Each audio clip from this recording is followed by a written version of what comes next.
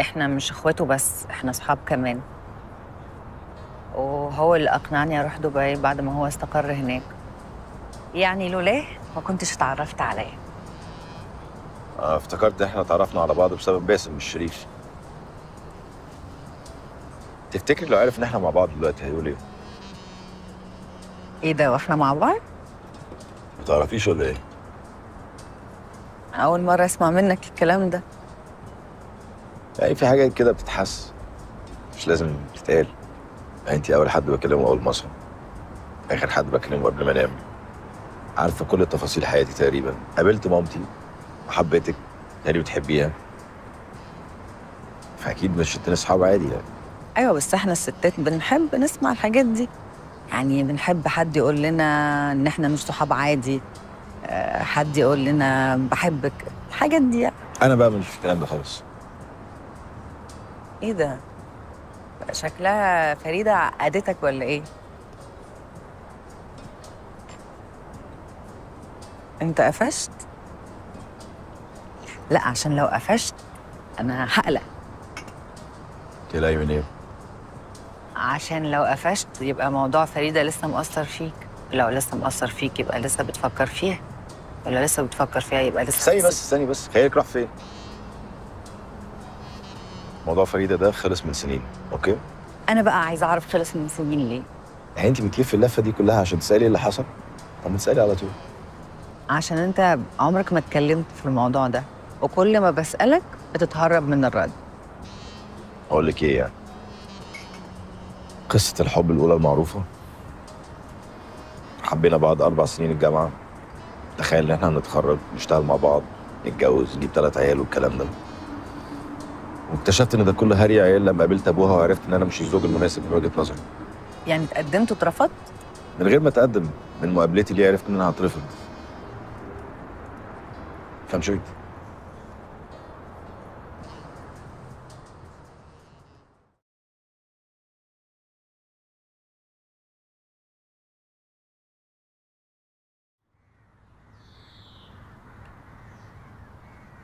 ما انا قلت لك تجيني من الاول.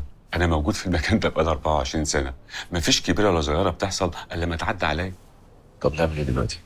الاسماء اللي خدناها من عندك ما فيهاش ابني. يبقى ابنك متبدلش هنا. طب معلش يا ريس، نبص بصة تانية، يمكن سقطت اسم ولا حاجة. مش ممكن. مش جايز ابنك ما تبدلش في الولاده. ما يكون اتبدل فين؟ طب انت ابنك دخل الحضانه؟ اه، قعد اسبوع. طيب يا جماعه ما جاي اتعلم. احنا لو جبنا كشوفات الحضانه القديمه اكيد هتلاقي ابنك فيها. طب احنا ليه ما شفناش من الاول؟ اصل الحضانه القديمه دي اتقفلت يجي من 4 سنين. طب ازاي ندور على الاسماء اللي فيها؟ اسماء ايه؟ دي كانت الحضانه الوحيده اللي موجوده في المحافظه. يعني انت علشان تلاقي ابنك محتاج تدور في مستشفيات المحافظه كلها. طيب هو مش في سجلات الحضانه دي؟ اكيد طبعا في سجلات. مفيش طفل هيدخل ولا يخرج الا لما يتكتب اسمه. فين بقى السجلات دي؟ هي الحضانه القديمه دي لما اتقفلت اكيد السجلات دي كلها راحت ارشيف مكتب الصحه. يعني احنا لو رحنا مكتب الصحة هنلاقي فيه السجلات دي؟ اكيد طبعا. بس هتروحوا امتى؟ خلاص مواعيد العمل الرسميه خلصت. وانا قاعد معاكوا محبه يعني.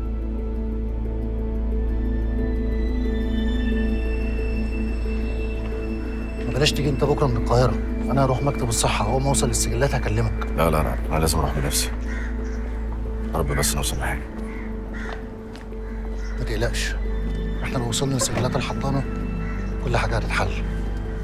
هنوصل له بإذن الله. ان شاء الله.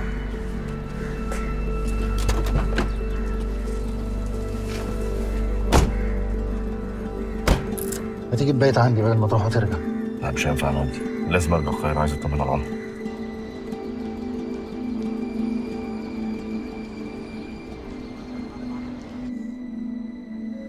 ها الفيتالز تمام؟ تمام يا دكتور. ألف سلامة عليك يا بطل. شكرا يا دكتور.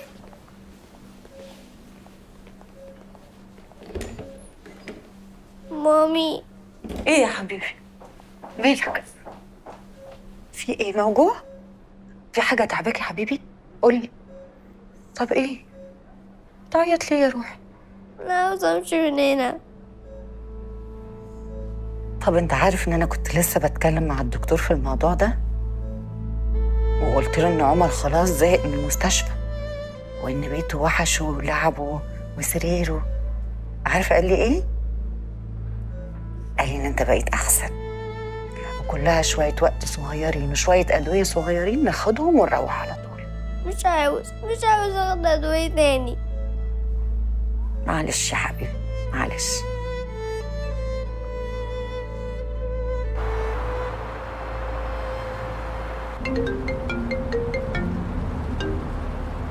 ايه يا محمد؟ مساء الخير يا باشمهندس. حضرتك فين؟ دي هو في حاجه ولا ايه؟ التعديلات اللي المفروض نبعتها، هو النهارده؟ الديدلاين كمان نص ساعة. طب انت عملت التعديلات اللي قلت لك عليها؟ مش هتبص عليها هندسة؟ لا مش مهم، ابعتها انت وخلاص. مش عايز تراجع عليها؟ ابعتها، ولو في حاجه نبقى نشتغل عليها بعدين. ابعتها. تمام يا باشمهندس. سلام.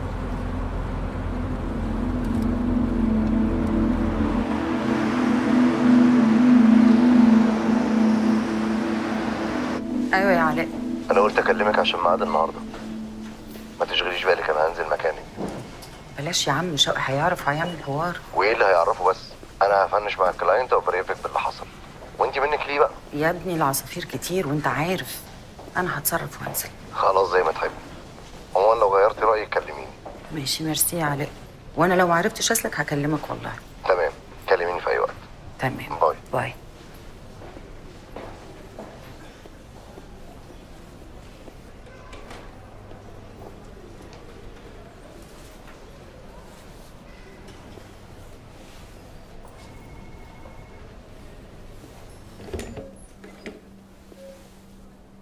عميجة تاني.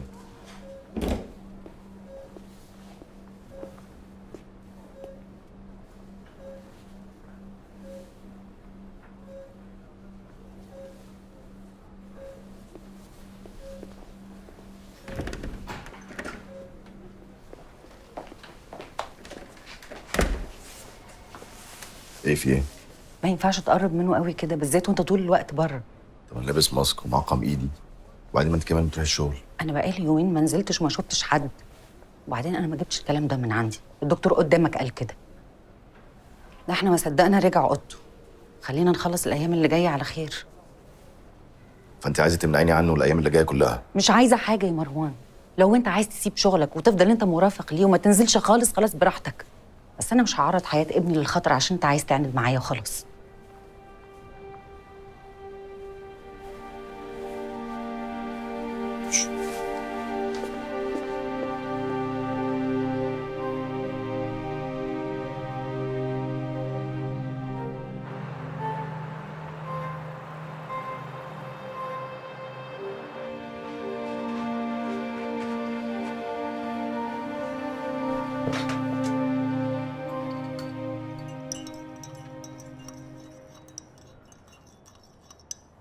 حسن انت كويس؟ يا حبيبتي الحمد لله انا تمام. انت من ساعة ما جيت وانت مش على بعضك، في حاجة؟ نهى الولاد كويسين؟ ما جوش معاك ليه؟ انا ونوم خلاص يا ماما. خلاص يعني ايه؟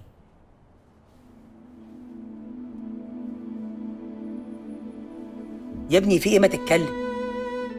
يعني طلقتها. هي في حاجة اسمها كده؟ طلقتها؟ ما تتكلم يا ابني، وجعت قلبي. ما بيننا مشاكل ما بتخلصش، تعبت زهقت. يا سلام، وفي اتنين متجوزين مفيش بينهم مشاكل؟ مهما حصل بينكم ازعلوا واتخانقوا يوم اتنين ان شاء الله شهر، لكن تتطلقوا؟ انتوا صغيرين على كده؟ عندكم ولاد وبينكم عشرة عمر. استهدى بالله كده واحكي لي اللي حصل عشان نلم الموضوع. انا مش عاوز الم، خلاص الموضوع ده بالنسبه لي خلص.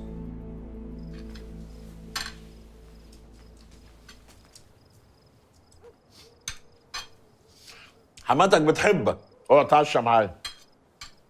لا اكلت الحمد لله. عنك ما طفحت، انت حر. وانت بصحيح بتدور على العروسه؟ ده انت ما فاتش شهر على جوازك. انت ايه حكايتك يا اخي؟ انت ايه حكايتك؟ انت مالكش حاجه غيري؟ انت مالك؟ هتجوز ولا هتزفت ولا تنيل ب60 نيله؟ مش هتبطل كلامك اللي زي السم ده. انت ليك عندي ايه؟ ماليش. انا خايف على اسمك وسمعتك. اديك قلتها، خايف على اسمي وسمعتي. لما تلاقي الناس بقى بتقول لك ان انا بعمل حاجه بتضر اسمي وسمعتي، يبقى تعالى حاسبني. وانا لما ابقى خايف عليك يبقى بحاسبك؟ الناس هتقول الحاج صلاح كبر وخرج. اخلص. الناس لو قالت كده انت تسكتهم، تقول لهم ابويا حر يعمل اللي هو عايزه ما دام في الحلال وما بيجورش على حق حد. وانت يا حاج مش شايف خالص ان انت جاي عليا؟ مش شايف ان كلام الناس ده زي ما هو طايلك طايلني؟ تمام يا حاج، حقك عليا.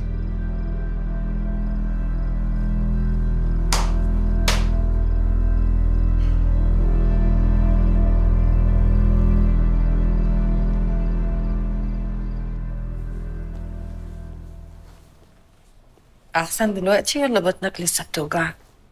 أحسن.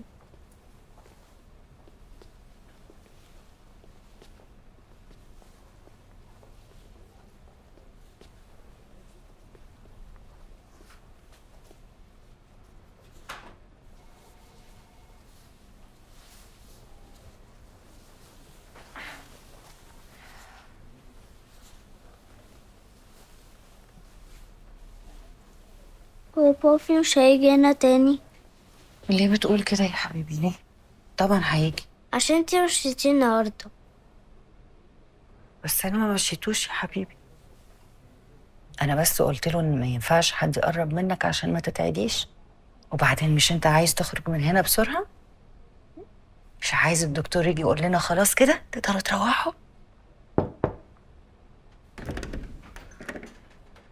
عمر حبيبي عامل ايه النهارده؟ كويس. ما تقربيش مني عشان ما تعديش. انا اقدر يا روحي، انا بعيده اهو. طب معلش يا امينه ثواني واجيلك. اوكي يا حبيبتي.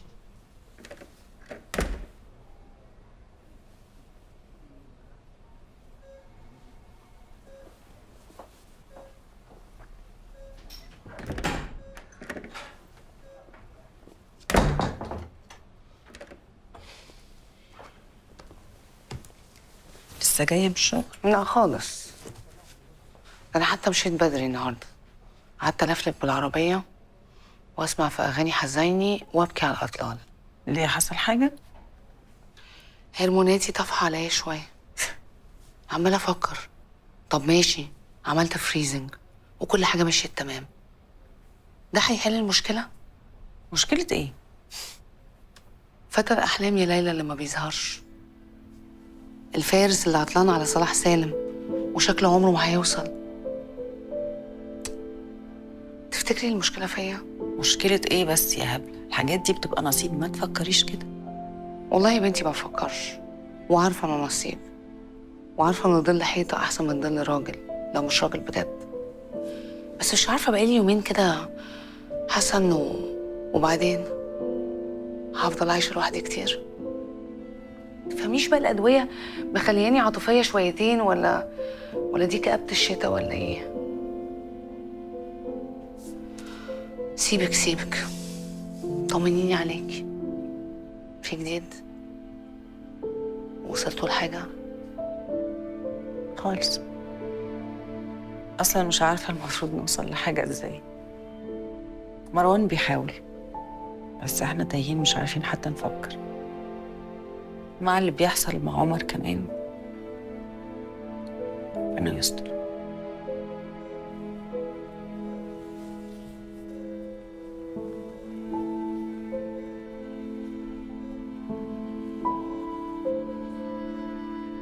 هما كده قالوا المفروض يرد علينا امتى؟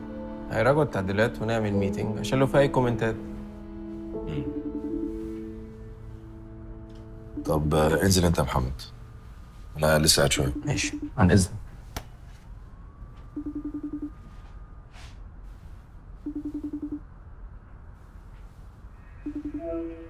عمريكو. ازيك يا بابي؟ ازيك يا حبيبي، وحشني جدا. عامل ايه دلوقتي يا حبيبي؟ انا كويس. انت لسه في الشغل؟ اه يا حبيبي لسه في الشغل. مامي فين امال؟ قاعدة مع طنط أمينة. ايه طنط أمينة عندكم؟ أيوة، قاعدة في الأوضة التانية عشان ما تعديش، ولما بتعلي صوتها بسمعها وبتكلمني. انت ليه ما عملتش كده يا بابي لما جيت؟ تصدق ده فكرة حلوة؟ بس انا عندي فكره احلى منها. بدل ما نعلي صوتنا هجيب لك معايا المره الجايه ووكي توكي، ايه رايك؟ الله يا بابي، دي فكرة تحفة.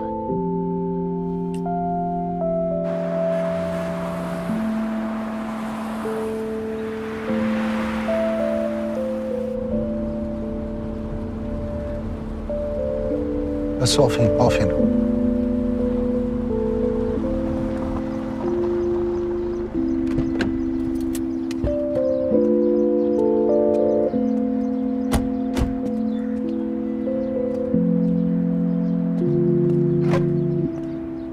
السلام عليكم. الارشيف فين؟ الدور الثاني. دي اسماء حضانه مستشفى المنار. بعد اذنك يا كبير اصور الورق ده. لا، ما ينفعش اطلع لك اي ورق من هنا غير باذن من الاداره. لا وهو هنا في مكانه مش هحركه، صوره بالتليفون بتاعي. حضرتك متاكد ان دي الاسماء كلها؟ ده كشف ديسمبر 2016. عمر اسمي هشام. ازاي يعني؟ هات كده.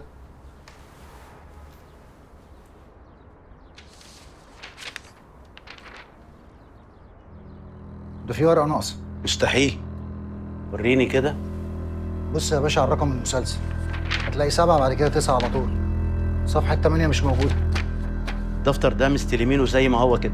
يعني ايه مستلمينه كده؟ هتكون راحت فين يعني؟ بقول لحضرتك مستلمينه زي ما هو كده. ايوه، هو عادي يعني ان ورقه زي دي تضيع من دفتر مهم زي ده؟ بتحصل يا استاذ. طب والله العظيم احنا ريقنا نشف واحنا بنقول لهم نحدث ولا حياه لمن تنادي.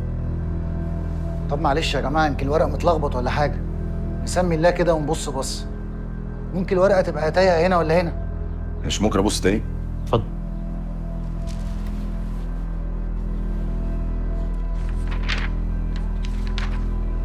هي الامضاءات اللي تحت دي بتاعت مين؟ دي امضاءات التمريض. صور منه.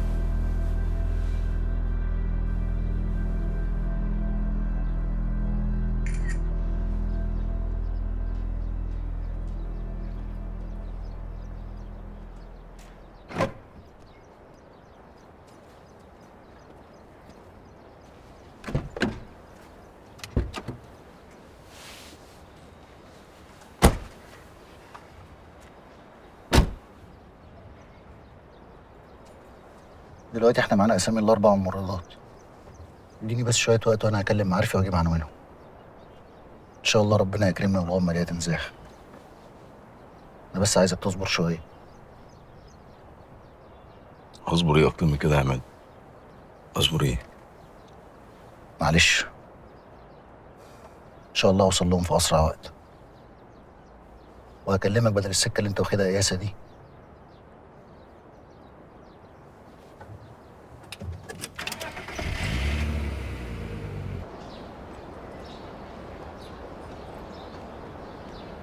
الكلام ده ما يرضيش ربنا يا دكتور حسن، ده قطع ارزاق. ارزاق دي بتاعت ربنا، وبعدين الحال واقف زي ما كلكم شايفين. لو على الزياده اللي طلبناها يا دكتور خلاص بلاش منها، بس بلاش تمشينا من الشغل خالص. احنا فاتحين بيوت يا دكتور، حرام عليك. موضوع ولا زياده ولا غيره. ده اخر شهر للكل، وفي شهر مدفوع مقدم لحد ما ان شاء الله ربنا ييسرها لكم وتلاقوا شغل تاني. وده اخر كلام عند الرجاله في رعايه الله. معلش سامحوني.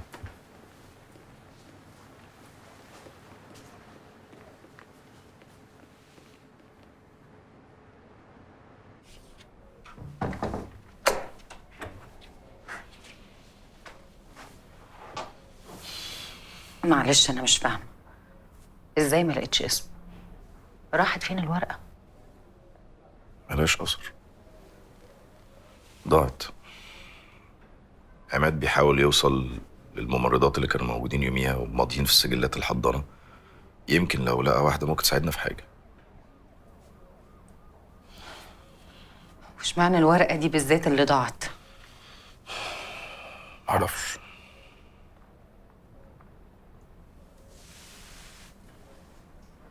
يبقى اكيد حد خدها عشان ما نعرفش نوصل لابننا. ومين اللي مصلحه في حاجه زي دي؟ اللي بدل ابننا اكيد هو اللي خد الورقه. هيستفيد ايه؟ ما كان خده خلاص، هيحط لنا طفل تاني مكانه. وبالصدفه الورقه دي بالذات اختفت.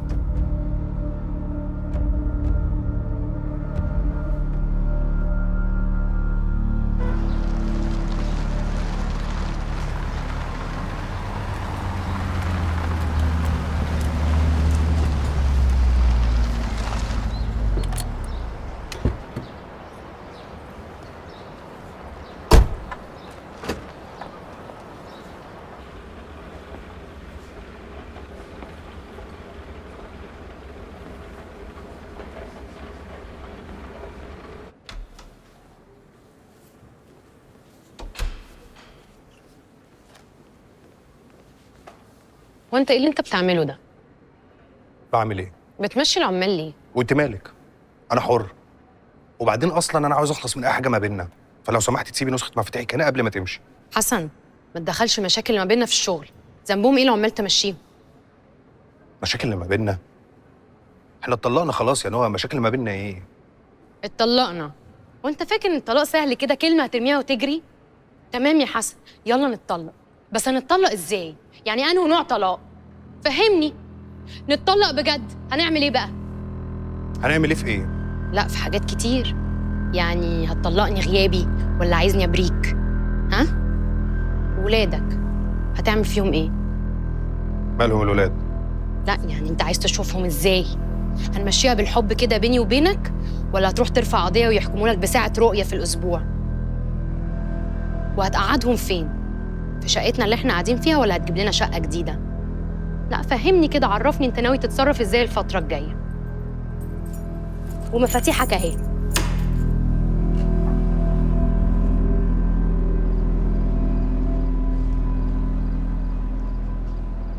يا فندم دي مساحة وموقع وتقسيم شقق صعب جدا تلاقيهم في مكان تاني، فنصيحة مني، طبعا ده مش عشان ببيع لك، لو حضرتك عايزة تاخدي قرار حاولي تاخديه دلوقتي. طب يا فندم اكلم حضرتك بكرة بإذن الله. لا العفو على ايه؟ ألحق بس الاقي لحضرتك حاجة زي ما حضرتك عايزة. يلا باي باي. اتفضل. انت عامله لي بلوك يا ليلى؟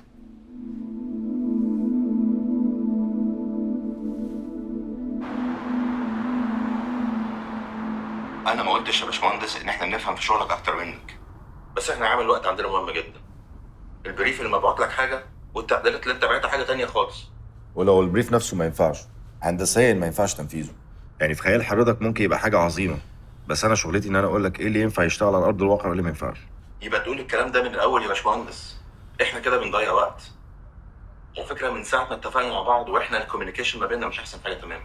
طيب خلونا ناخد خطوه قدام.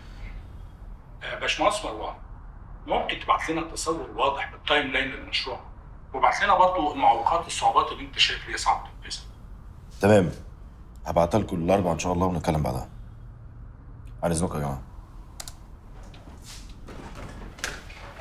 باشمهندس محمد، احنا في انتظار الايميل ان شاء الله يوم الاربعاء. يوم الاربعاء ان شاء الله هنبعت لكم ونرد عليكم، وهنبعت لكم التعديلات. مع السلامه. انا اسف، انا والله عملت كل التعديلات اللي حضرتك قلت عليها. هي مش مشكلتك، انا كان لازم راجع الحاجه واتكلم معاهم قبل ما ابعتها.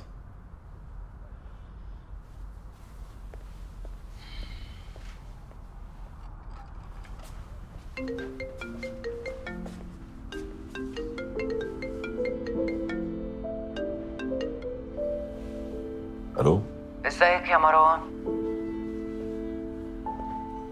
ازيك فريده؟ انا الحمد لله تمام، وانت؟ انا كويس الحمد لله. بسمع عنك كتير. الله يسهل لك يا عم، جوايز وحركات. بنعافر على قدنا. ماشي يا عم المتواضع. طب بقول لك ايه، مش عايز تستلم شغلانه جديده؟ حاجه كده من اللي بتجيب فلوس؟ شغل ايه؟ في بروجكت بس محتاجين فيه حد مختلف وشاطر، حد ذوقه غير الناس اللي في السوق. فكرت فيك ورشحتك، قول لي ظروفك ايه؟ ما عنديش مانع من حيث المبدأ، اسمع وبعدين اقرر. يا لهوي عليك، ما تغيرتش ملي. دي بس عشان الشغل اللي بيجيب فلوس يا مروان ما بيتقالش فيه كده.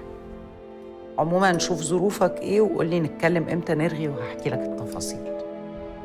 تمام يا فريده، هفضل اكلمك قريب. خلاص هستناك. باي. باي.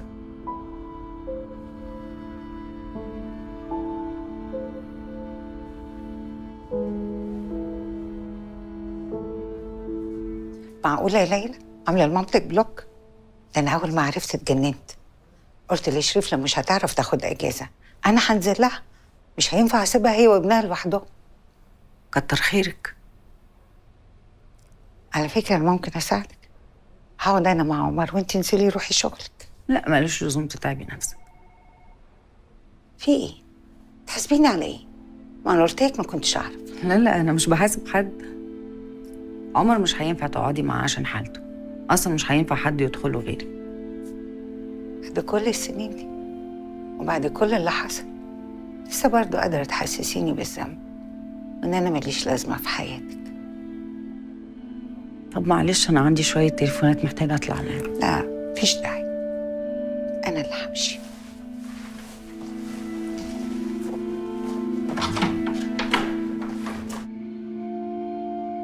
محل ايه وبتاع ايه؟ انتوا هتعندوا بعض زي العيال؟ انا ما عندتش معايا يا طنط. طب بالعقل كده هنبيع المشروع الوحيد اللي بيكسب؟ الكيدز اريا عليها مشاكل قد كده ومش شغاله، وحسن عليه ديون. وحبيبتي هو يبيع عشان يسدد ديونه. ما انا قلت له يبيع عربيه من الاتنين، وما قلتلوش يبيع عربيته، عرضت عليه يبيع عربيتي. اكيد حاسس انك بتلوي دراعه. يا سلام، يعني هو ما بيلويش دراعي لما يحط بيع المحل قصاد الطلاق، بدل ما يجي يتكلم معايا ويتفاهم يرمي يمين الطلاق؟ استهدي بالله يا حبيبتي، استهدي بالله عشان خاطر ولادكم. لا يا طنط، حسن ما عملش خاطر لا ليا ولا لولاده.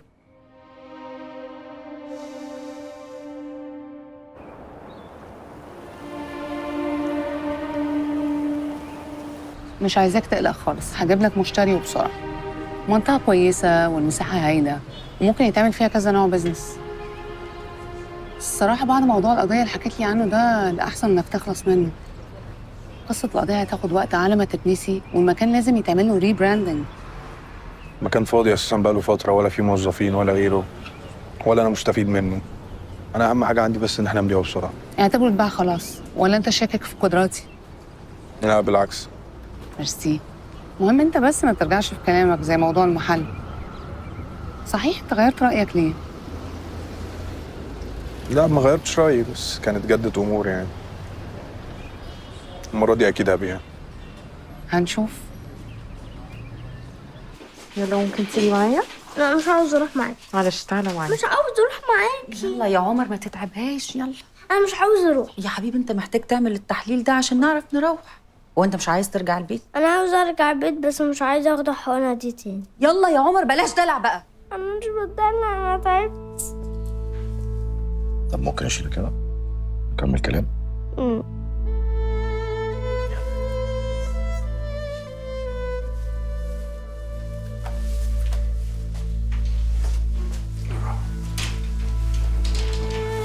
حبيبي كلنا عارفين ان انت تعبان وزهقت، بس احنا لازم ناخد الحقن عشان نعرف التعب بتاع الشهر ده جاب نتيجه ولا لا. مش انت عايز تخرج من هنا؟ افرض الحقنه لقيت اني لسه ما خفتش، هفضل في المستشفى. اوعدك ان انا هعمل كل اللي اقدر عليه عشان تخف وتخرج من هنا. يلا بينا.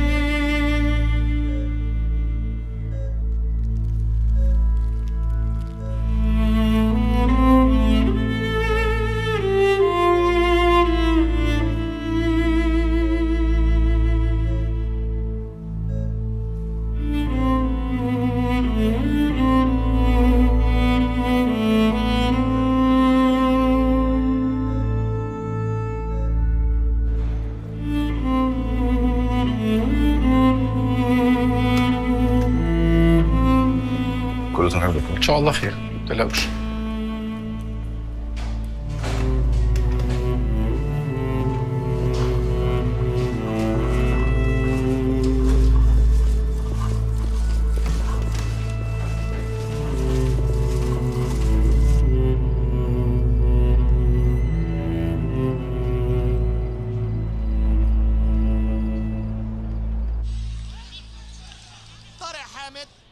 يلا يا حبيبي ناكل، يلا عشان احنا شاطرين.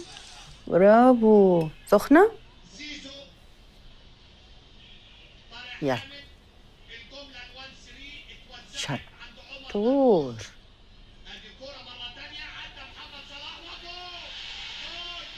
بصي يا ماما الصراحه جاب جون. ايه ده ايه ده؟ ايه الخبر الحلو ده؟ ايه ده؟ واحنا هناكل عشان صلاح جاب جون ولا ايه؟